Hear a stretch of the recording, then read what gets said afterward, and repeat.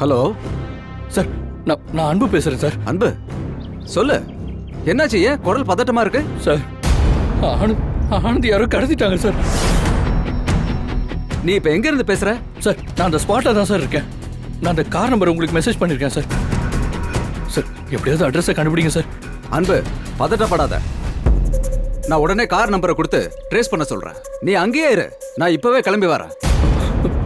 ஆனந்தியை கண்டுபிடிச்சிடலாம். தைரியமா இரு அன்பு, நான் உடனே வந்துடுறேன் அன்பு. சரி சார்.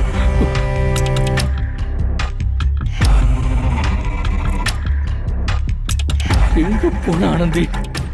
என்கிட்ட சொல்லாம எங்க போன?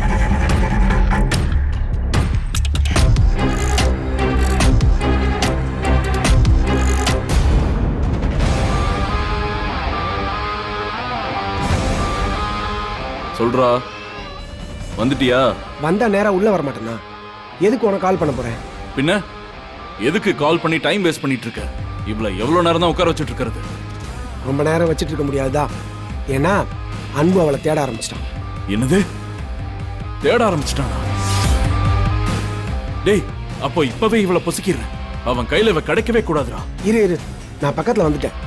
எதுக்கும் நீ உஷாராயிருன்னு சொல்றதுக்கு தான் கால் பண்ணேன். வெயிட் பண்ண, நம்ம 2 பேரும் சேர்ந்து அவளை அனுப்பி வைப்போம். சரி, சீக்கிரம் வா.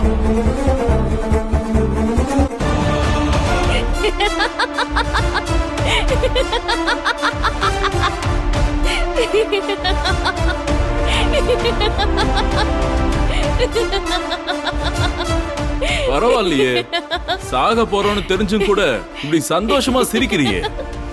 நீ சிங்கப்பெண் தான். நான் மட்டும் இல்லடா, உன்ன மாதிரி ஈன பிறவிங்களுக்கு நடுவுல தைரியமா நின்னு போராடுற ஒவ்வொரு பொண்ணும் சிங்கப்பெண் தான்.